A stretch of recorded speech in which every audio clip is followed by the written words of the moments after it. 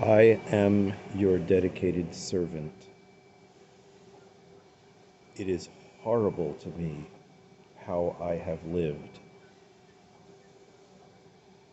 I was derailed by a false Christianity, by ignorant parents and elders who are not wise about the afterlife and the functioning of the spirit realm. I am your servant, and I refuse to settle in and be comfortable with false following of Yeshua. I will not settle in and be comfortable. I will be Jeremiah whistleblower and say, no, here's the game. Do not focus on teaching and salvations. First, assemble a brotherhood group that is delighted with the idea of exposing their errors against the teachings of Yeshua, the Sermon on the Mount. The Sermon on the Mount is more difficult than the Ten Commandments. Why?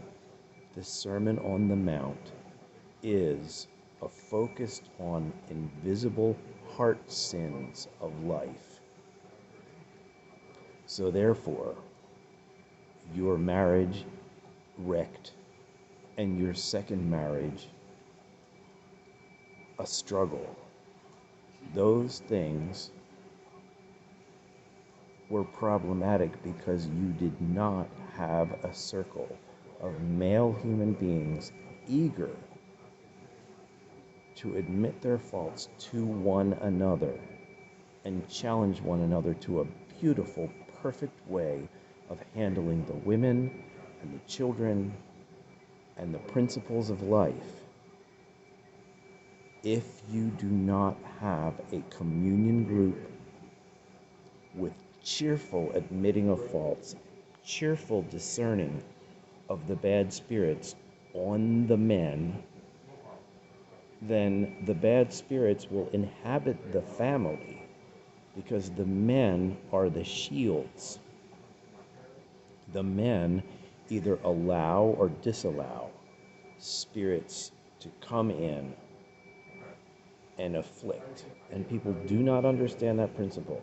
I am your servant. Stop doing outreach and standard church. Begin to form a communion group and have a great time admitting your faults to one another, receiving the Afikomen and the cup of Yeshua, and then celebrating the presence of the Holy Spirit and asking questions about your family business, about your crises, about your circumstances, and about the needs of your children. To have a person to enjoy. The sexual pleasure is a grand gift from God.